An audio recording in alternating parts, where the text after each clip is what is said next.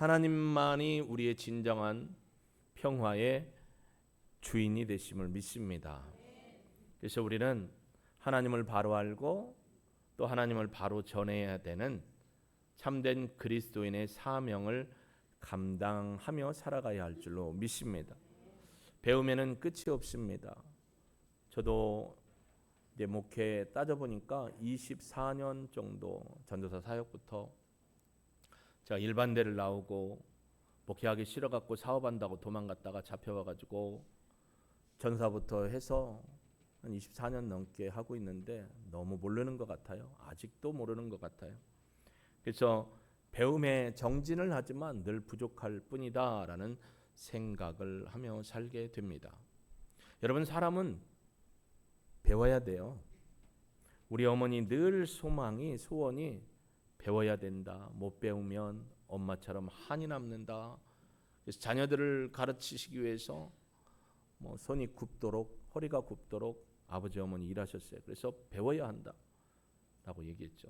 사람은 배움의 동물입니다. 그것을 학명으로 호모 에렉투스라고 했죠. 도구를 쓰는 인간이라는 의미가 있습니다. 그래서 배워서 무언가를 하는 그런 사람, 존재라는 거죠. 근데 나 혼자만 배울 수는 없더라고. 물론 내가 혼자 배우는 것이 있어요. 그러나 그게 한계가 있더라라는 거죠. 그래서 배움을 잊기 위해서는 누가 필요하냐면 가르쳐주는 사람이 필요하다라는 것이죠. 우리 인생에 가르쳐주는 사람도 필요하고 어떤 때 우리가 레마로 받는 하나님의 말씀도 필요하고 또 어떤 사건을 통해서 배우기도 하고 상황을 통해 깨닫고 배우는 지혜를 갖기도 합니다. 그래서 교육이 참 중요하다는 것입니다. 어떤 교육을 받았으며 어떻게 그 교육받은 대로 살아가고 있는가가 오늘 나를 만들 수 있는 아주 중요한 것이라는 거죠. 여러분, 예수님은 제자들에게 선생님이셨습니다. 스승님이셨죠? 그러나 스승님 그 이전에 근본적으로 보면 구원자셨고 진리를 깨우치시는 분이셨고 진리 그 자체셨음을 우리는 부인할 수가 없습니다. 그러니까 우리는 누구를 통해서 배워야 되냐면 다 같이 대답을 하면 세 글자 이응 시읒 니은 예수님을 통해서 배워야 돼요. 이렇게 퀴즈를 내면 잘 맞춰요. 예수님을 통해서 배워야 합니다. 예수님을 바로 알아야 되고 예수님을 바로 전할 수 있으려면 예수님의 말씀을 오해하거나 왜곡해서는 절대 안 되는 거죠. 그러면 다른 복음 또는 이단 사이비의 길에 들어설 수밖에 없는 것입니다. 예수님은 탁월하신 가르치시는 스승이셨습니다. 그분의 탁월함의 가르침을 과연 누구도 따라올 수가 없었던 것을 기억합니다.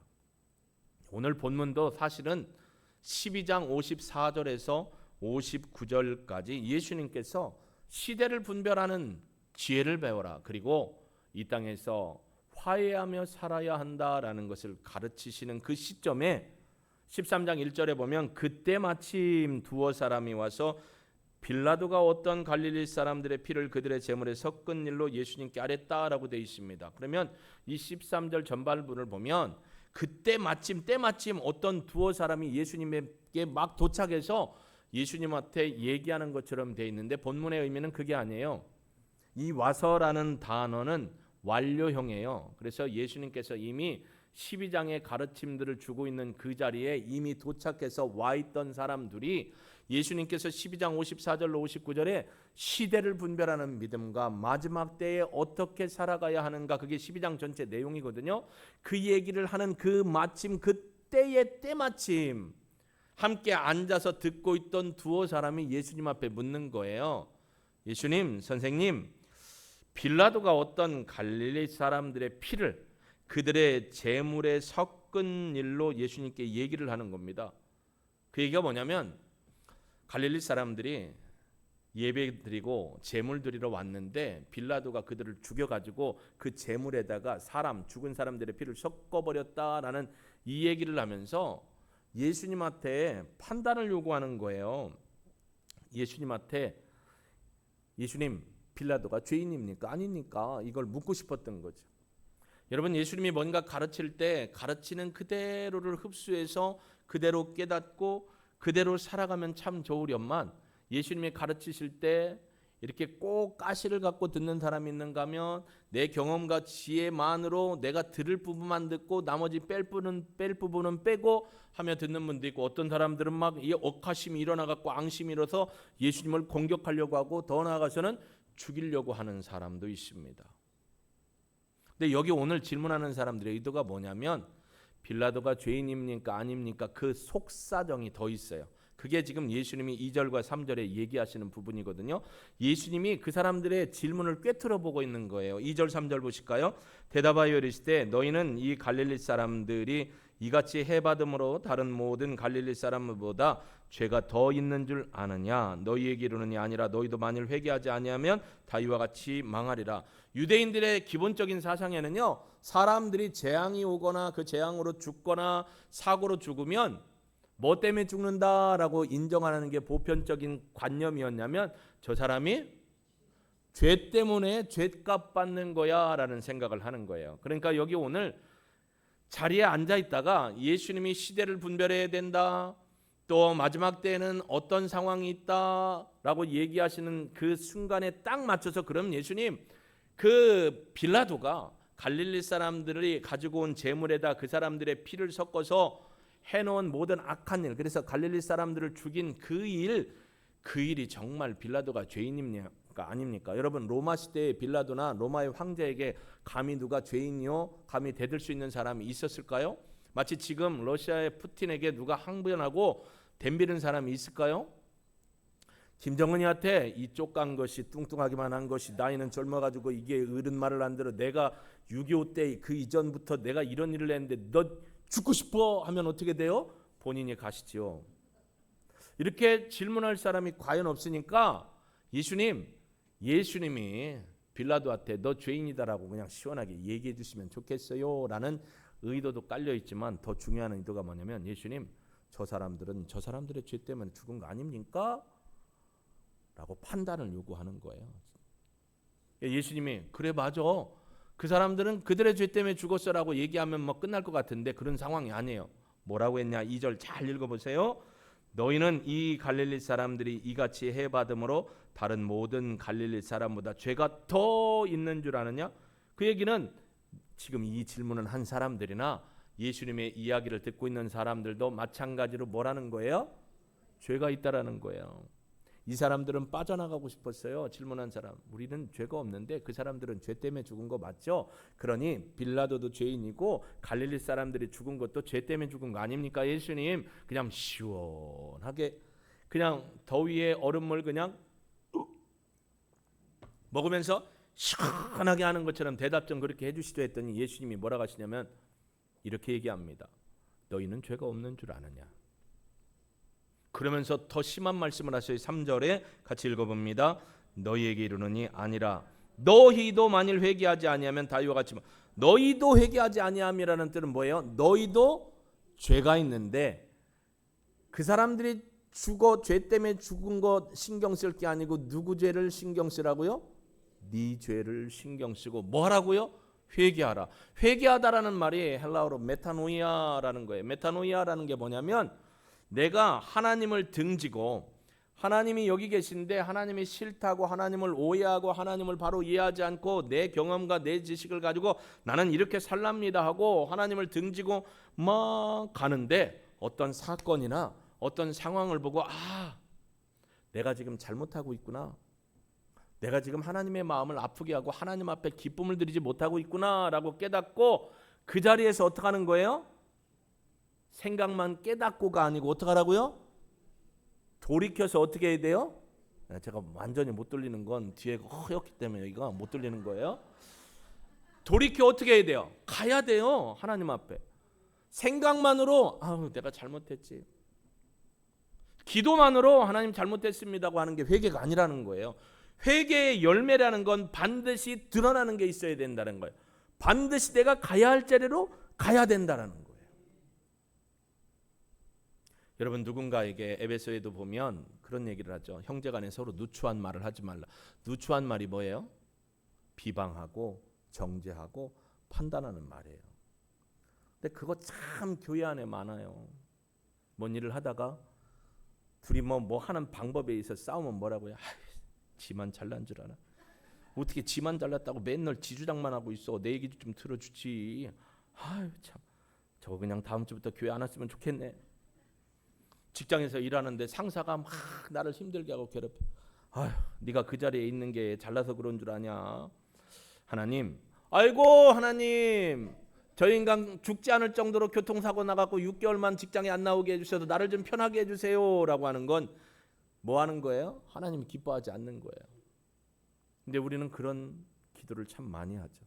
그런 말을 참 많이 하지 않습니까? 회개는 여기가 해야 되고요. 회개는 여기가 해야 되고요. 회개는 여기도 해야 되지만 회개는 얘도 해야 되고 발도 해야 되지만 내 영혼과 마음과 양심이 해야 될 줄로 믿습니다. 하나님 앞에 시간도 회개해야 될 시간이 있을 거요. 하나님 앞에 주머니도 회개할 분명히 있을 거요. 비유법입니다. 저도 예수님처럼 비유법을 썼어요. 주머니도 회개해야 될 것 많을 거요. 돌이키라는 거예요. 메타노이아. 돌이켜 온전한 행동의 삶의 열매를 맺으라는 것입니다. 예수님이 분명히 얘기해요. 그들이 죄 때문에 죽은 거 신경 쓰지 말고 너의 죄에 대해서 회개에 합당한 열매를 맺어라. 여러분 오늘 아침에 혹시 교회 오다가 여러분도 선악을 알게 하는 나무의 실과를 따먹고 누구를 비판하거나 정죄하지 않으셨나요?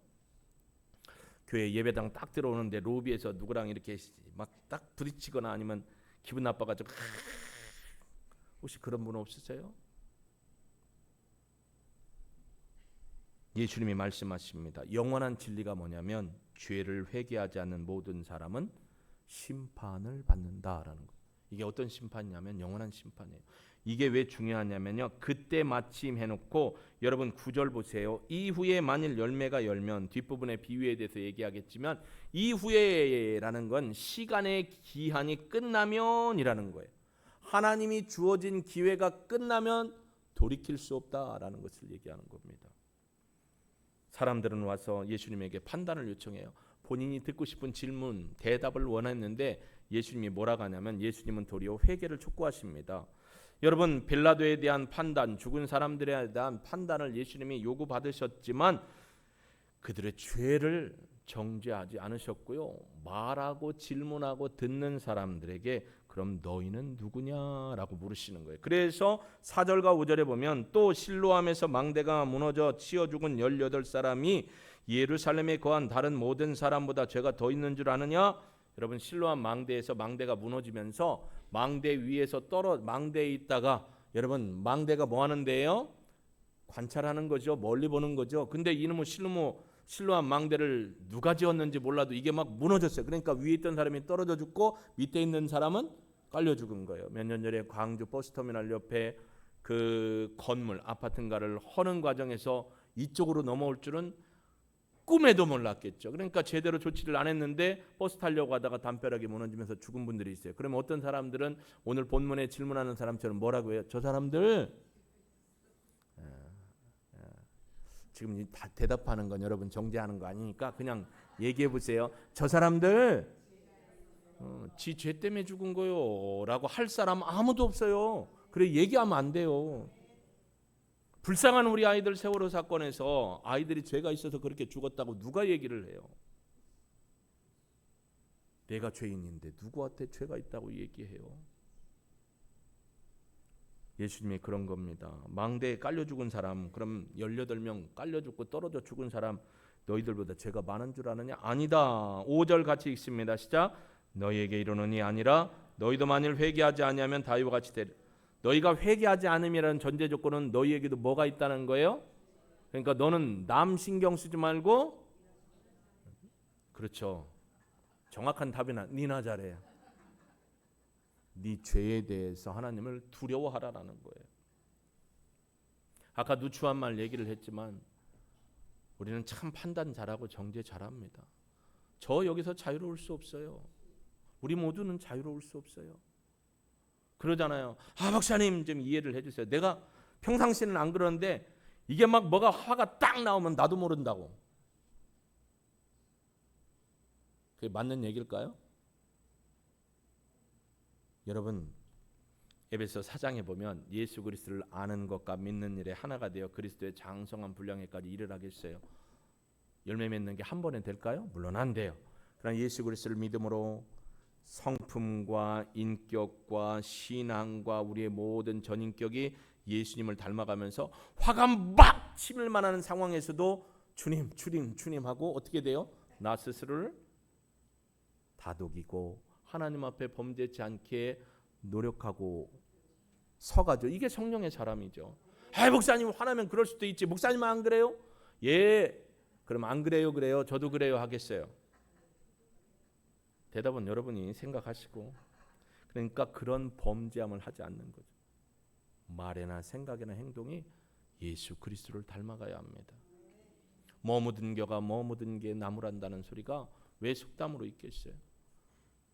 성경은 뭐라겠어요? 내 눈에 뭘 못 보고 남의 눈에 티는 바. 그게 우리예요. 근데 이런 우리가 되지 않도록 성령님을 통해서 어떻게 하라는 거예요? 참 믿음으로 서고 너희가 회개에 합당한 열매를 맺어야 된다. 회개하지 않으면 안 된다. 그러면 회개하지 않으면 안 된다는 건 뭘로 나타나야 하냐면 열매로 나타나야 된다라는 걸 깨우쳐 주는 거죠. 그래서 예수님이 비유로 말씀하시는 거예요. 이제 6절부터 9절까지는 비유, 패러블.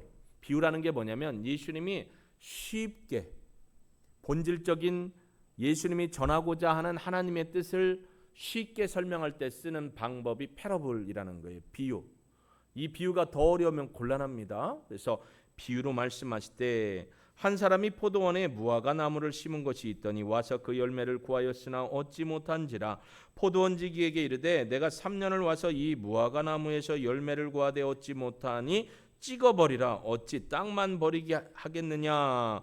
대답하여 이르되 주인이여 금년에도 그대로 주셔서 내가 두루 파고 거름을 줄이니 이후에 만일 열매가 열면 좋거니와 그렇지 않으면 찍어버리소서 하였더라. 자, 비유입니다.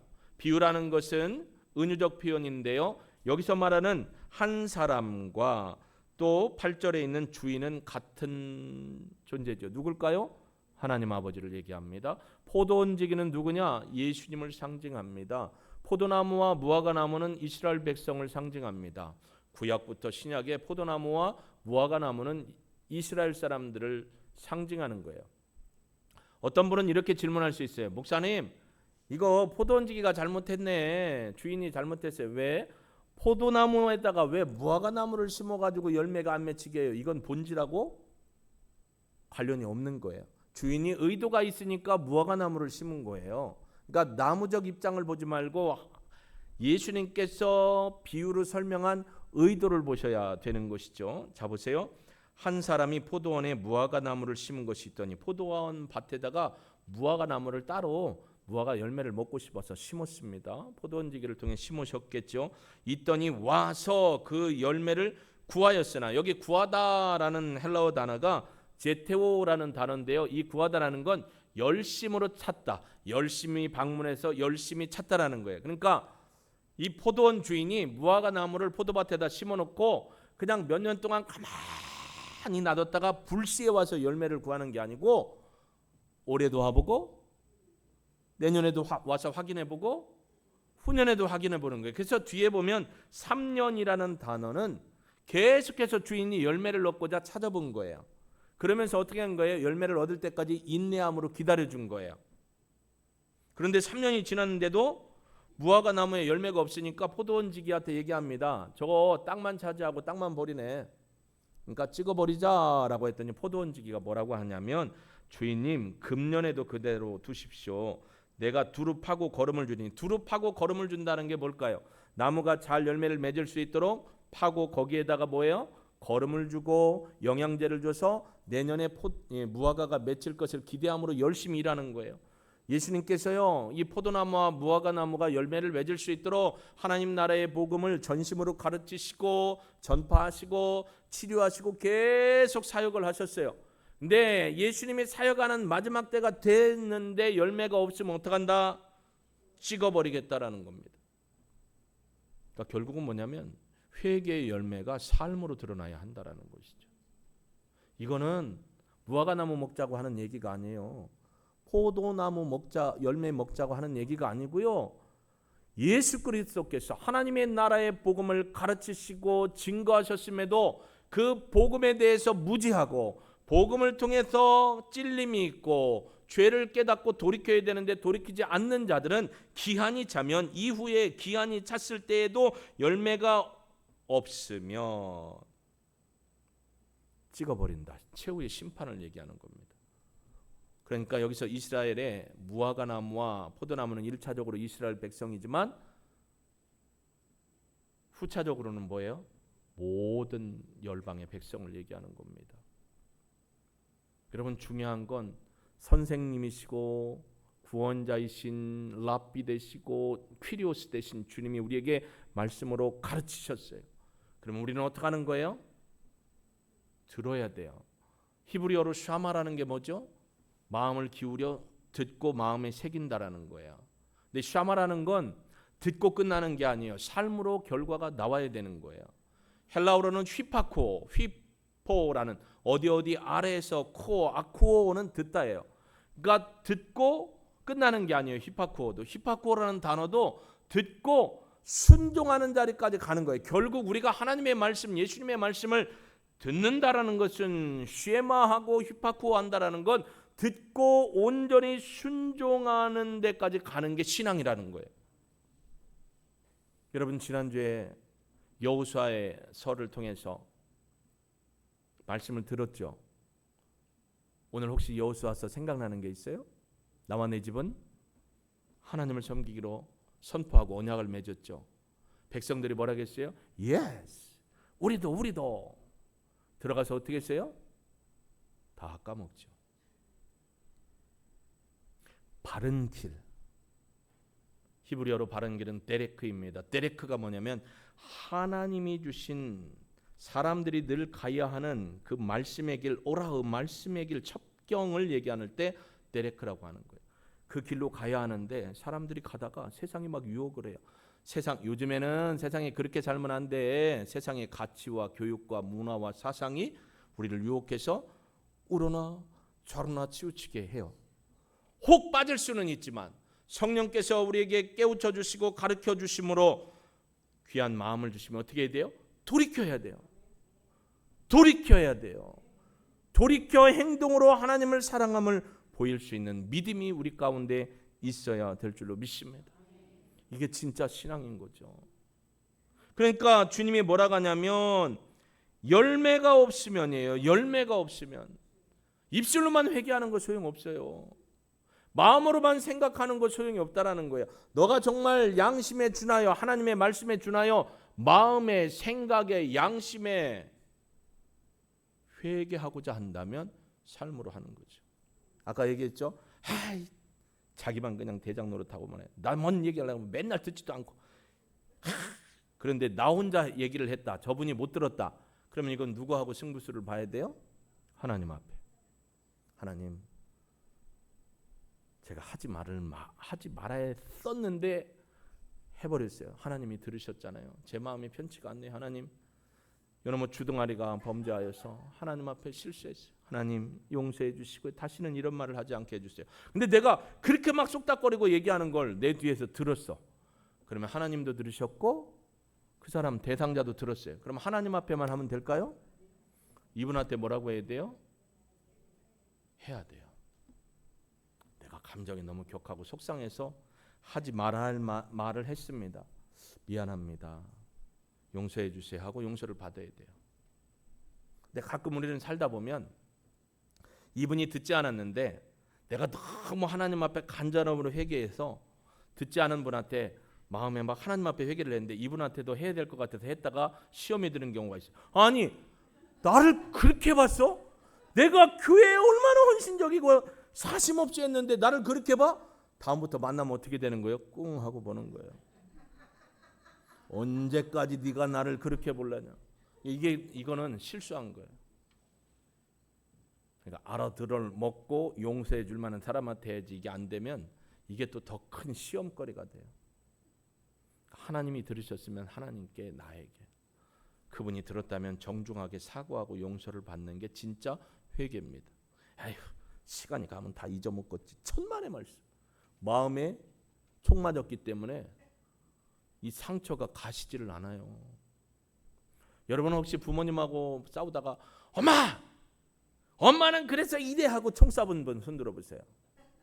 다 쏴봤는데 안 저도 들었잖아요. 자식하고 얘기하다가 부부간에 얘기하다 여보 당신 말에 그럴 수가 있어요. 그거 막 쐈어요. 그리고 화해 안 하면 뭐예요? 마음속에 남아있어요. 그게 나중에 반드시 골마 터지면 문제가 됩니다. 회개의 열매는 어디서부터 시작하라고요? 여기서부터 여기로 올라가서 여기에서 다시 내려와야 돼요. 그래서 손과 발로 가야 돼요. 예수님이 원하는 건 진정한 회개의 열매입니다. 열매를 요청하시는 예수님입니다. 여러분 아까 얘기했지만 포도원지기, 포도원 주인, 포도나무 다 상징성이 있어요. 중요한 건 열매를 맺어야 한다라는 거예요. 우리가 이 본문하고 비슷한 본문이 있죠. 누가복음에 보면 마가복음에도 있고 예수님이요 베다니에서 나와서 성전을 향하여 예루살렘 안으로 들어가시다가 무화과 나무에 잎이 푸르창창한 거예요. 그러니까 예수님이 뭐 좀 따먹을 게 있을까 싶어서 갔다가 아무것도 없네요. 그래갖고 이놈은 무화과 나무 해갖고 그냥 싹 저주를 했어요. 근데 그 밑에 뭐라고 했냐면 이때는 무화과의 때가 아니니라 라고 했어요. 그리고 성전에서 일부 쉬고 다시 예루살렘을 빠져나오면서 베다니로 가는 중에 베드로가 그럽니다. 선생님 예수님이 저주한 이 선생님이 저주한 이 무화과 나무가 말라 비뚤어졌습니다. 그래요. 근데 본문을 위에서 아래로 쭉 보면 예수님이 참 괴팍하다라는 생각을 할 수 있어요. 이때는 무화과의 때가 아니라고 분명히 써놨는데 예수님은 잎이 푸르청청한 걸 보고 무화과를 따먹으려고 갔는데 무화과가 없으니까 저주를 하셨대요. 예수님 승빨이 나도 좀 괴팍하게 승빨이 났네. 무화과의 때가 아니라는데 근데 우리는 이걸 잘 알아야 돼요. 여기서 말하는 무화과의 때라는 건 열매가 결실해서 따먹을 만한 상황을 때라는 거예요. 근데 여러분 아세요? 무화과 나무의 열매는 처음에 초실에 무화과 나무가 있는데 이게 떨어져야 돼요. 우리 감 열리듯이 감 맺혔다 떨어지고 꽃 피고 거기서 다시 이게 똑 떨어져야 돼요. 이걸 파괴라고 해요. 파괴. 첫 번째 초실. 근데 이 파괴가 열려야 그 다음에 무화과가 맺히는 거예요. 그럼 이 파괴는 어디다 썼느냐? 당시 예수님 시대만 해도 85% 이상의 대부분의 백성은 굶주렸어요. 지주 있고 소작농 있고 소작농이나 조금 버텨먹고 나머지 다 지주가 가져가요. 그러니까 백성이 너무 배고파요. 그러니까 이 파괴가 열면 따줘야 돼요. 근데 지주도 어떻게 해요? 사람 고용해서 따느니 가난한 사람 와서 따먹어주면 얼마나 좋아요? 그러니까 뭐예요? 누구도 좋고 시작 누이도 좋고 매부도 좋고 따먹어야 되는데 그래서 예수님이 그걸 바라고 파괴의 열매를 바라보고 잎이 무청청하니까 그걸 따먹으러 갔더니 아무것도 없네. 그 얘기는 뭐예요? 이 무화과 나무는 더 이상 열매를 맺을 수 없는 필요 없는 땔감 같은 거예요. 그래서 예수님이 저주한 거예요. 그게 누구였죠? 유대 지도자들이었죠. 우리는 잎이 푸르청청하고 열매를 맺을 수 있고 라고 자랑했는데 열매를 하나도 못 맺었어요. 그래서 유대 지도자들에게 예수님이 선포하신 거죠. 이 회칠한 무덤 같은 자들아 회개해라 라고 했는데 오늘 본문도 그런 의미입니다. 남 탓하지 말고 남 정죄하지 말고 나를 돌아보면 내가 회개의 열매를 맺음으로 합당한 열매를 맺되 기회를 놓치지 말라는 거예요. 기회를 놓치지 말라. 여러분 기회라는 놈은 막 화려한 머리를 금발머리를 제 평생의 소원이 머리 좀 많아갖고 휘날렸으면 좋을 건인데 그렇게 막 와요 앞으로. 이렇게 막 너무 예쁘고 잘생겨갖고 테리우스 같고 막 그래갖고 이렇게 보다가 해서 뒤통수를 잡으려고 했더니 뒤통수는 저처럼 이렇게 반질반질한 거. 기회는 지나가면 못 잡는다는 거예요. 회개의 열매를 지금 해야 된다는 거, 맺어야 된다는 거. 여러분에게 저에게 주는 지금의 시간에 하나님 앞에 회개할 수 있기를 바랍니다. 미루지 마세요. 내가 누군가의 마음을 아프게 했거나 내가 하나님의 말씀을 알고도 일부러 범죄를 했거나 우리가 잘하는 것, 남 탓하는 것 이 모습이 있다면 하나님 앞에 철저히 회개할 수 있는 저와 여러분이 되길 주의 이름으로 축복합니다. 근데 내 힘으로는 열매 맺는 게 쉽지 않아요. 여러분, 우리가 얘기하는 갈라디아서 5장에 있는 성령의 열매는 성령의 인격적인 열매죠. 그 성령의 열매뿐만 아니라 회개의 열매를 맺으려면 성령님과 함께하는 삶을 살아야 돼요. 성령님 도우시옵소서. 나는 무지합니다. 하나님의 뜻을 알게 하옵소서. 나로 하여금 하나님을 경외하고 하나님의 뜻대로 온전한 믿음으로 살고 혹 내가 범죄하여 회개할 일이 있거든 생각나게 하시고 내 입술로 고백하고 당사자 하나님 앞에 회개하고 당사자에 가서 고백하고 용서를 구할 수 있는, 그게 12장 58절에 있는 화해를 얘기하는 겁니다. 화해, 진정한 화해. 여러분, 나는 평생에 부부싸움 한 번도 안 했다. 손 들어보세요. 자신 있으면. 네, 안 했어요. 너무 감사해요. 네. 부부는 싸워야 돼요. 죄송해요 집사님, 싸우는데 잘 싸워야 돼요. 그래야 이 양반의 속을 알고 이 여인의 속을 알고 서로가 맞춰가는 거예요. 안 그러면 긴장 상태가 딱 여기까지만 와요. 여기서 더 이상 건들지를 않아요. 그러니까 나 노터치, 너 노터치, 우리 노터치, 더 이상 건들면 폭발, 건들지 마. 이게 항상 행복이라고 생각해요. 아니요. 부부는 살을 맞대고 그 속마음까지 알아야 돼. 그러니까 안 싸울 수가 없어요. 신경전을 벌이거나 말을 하거나, 그렇다고 이 나쁜 남자들이 주먹을 쓰는 건 남자 자격도 없는 사람이에요. 어떻게 해야 돼요? 속을 알아야 돼요. 싸우되 주 안에서 잘 싸워야 돼요. 서로를 인정해주고 서로의 마음을 공감해주고, 여보 내가 이렇게 해서 당신의 마음이 참 힘들었겠다. 내가 해놓고 보니까 미안하다. 안 했어야 되는데 해서 미안해. 괜히 자존심 부리고 힘들게 해서 미안해. 용서해줘 해야 되는데 남자가 무슨 용서를 구해. 그럼 여자분은 뭐래? 여자가 무슨, 다 회개해야 돼요.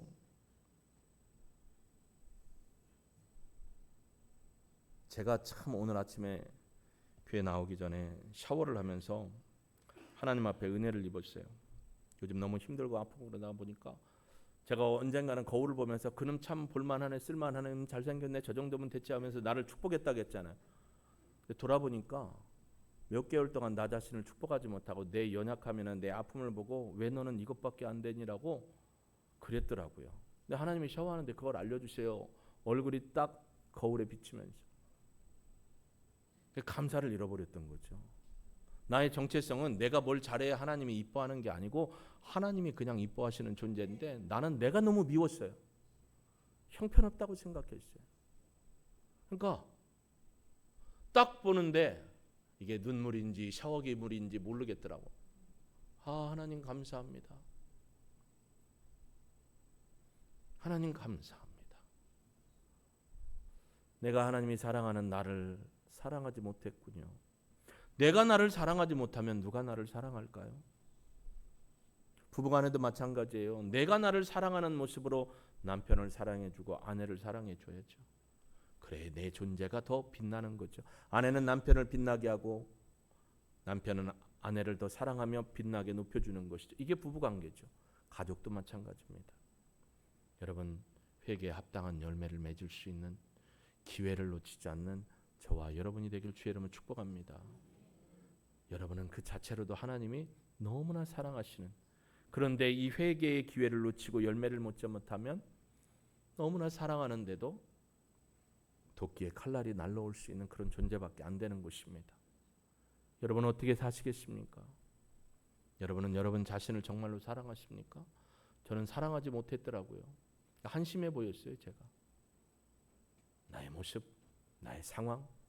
그러니까 한심하면 뭐가 안 나오냐면 감사가 안 나와요. 그냥 내가 나를 미워하더라고요. 여러분 자유케 되기를 주의 이름으로 축복합니다. 회개에 합당한 열매를 맺으시고 하나님과 화해 형통하시고, 혹여나 나 때문에 어려움을 당하거나 내가 누군가를 욕하고 비방했다면 그 관계가 풀어지는 은혜가 오늘부터 시작되기를 주의 이름으로 축복합니다. 그래서 하나님 아버지의 마음을 우리가 알기를 원합니다. 우리 이 찬양 드리고요.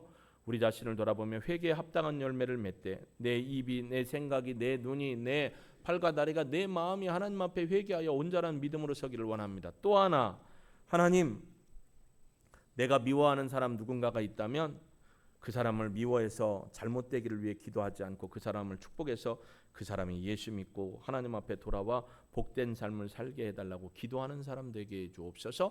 함께 찬양하고 결단의 기도 올려드리도록 하겠습니다.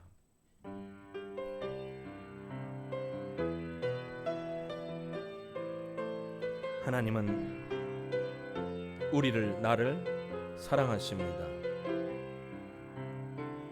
아버지, 당신의 마음이 있는 곳에 나의 마음이 있기를 원해요. 아버지, 당신의 눈물이 고인 곳에 나의 눈물이 고이길 원해요. 아버지, 당신이 바라보는 영혼에게 나의 두 눈이 향하길 원해요. 아버지, 당신이 울고 있는 어두운 땅에 나의 두 발이 향하길 원해요. 나의 마음이 아버지의 마음 알아. 내 모든 뜻 아버지의 뜻이 될 수 있기를 나의 온 몸이 아버지의 마음 알아. 내 모든 삶 당신의 삶 되기를. 아버지, 당신의 마음이 아버지, 당신의 마음이 있는 곳에 나의 마음이 있기를 원해요. 아버지, 당신의 눈물이 고인 곳에 나의 눈물이 고이길 원해. 주님, 용서하여 주옵소서. 아버지, 당신이 바라보는 영혼에게 나의 두 눈이 향하길 원해요. 아버지, 당신이 울고 있는 어두운 땅에 나의 두 발이 향하길 원해요. 나의 마음이 아버지의 마음 알아. 내 모든 뜻 아버지의 뜻이 될 수 있기를 나의 온 몸이 아버지의 마음 알아.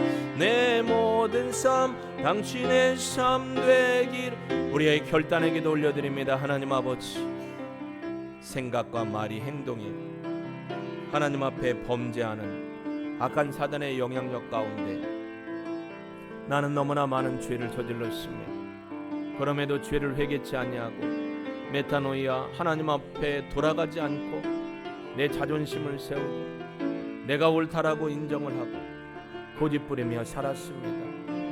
주님께 돌아가는 것이 진정한 회개, 하나님께로 돌이켜가는 것이 슈브, 진정한 뉘우침 회개임을 믿습니다. 하나님, 참마음과 온전한 모습으로 주께 돌아가기를 원합니다.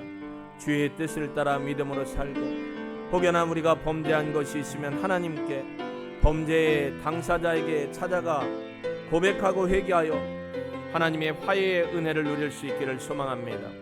이 마지막 때에 시대를 분별하며 하나님이 기회를 주시는 그때의 철저한 회개를 통해서 하나님의 은혜를 구하며 열매를 맺음으로 하나님의 오심을 준비하는 저희들 되기를 원합니다. 하나님, 공동체 안에서, 가정 안에서, 일터 안에서 하나님, 우리가 진정으로 하나님 앞에 회개자로 서서 열매를 맺고 하나님의 영광을 드러내는 삶을 살도록 성령의 능력으로 이끄시고 예수 보혈의 능력과 권세로 우리를 붙잡아 주옵소서. 오직 믿음의 담대함을 따라서 하나님의 귀한 사역을 이뤄나가게 하옵소서. 주님 결단합니다. 받아주옵소서. 예수님의 이름으로 기도합니다. 아멘.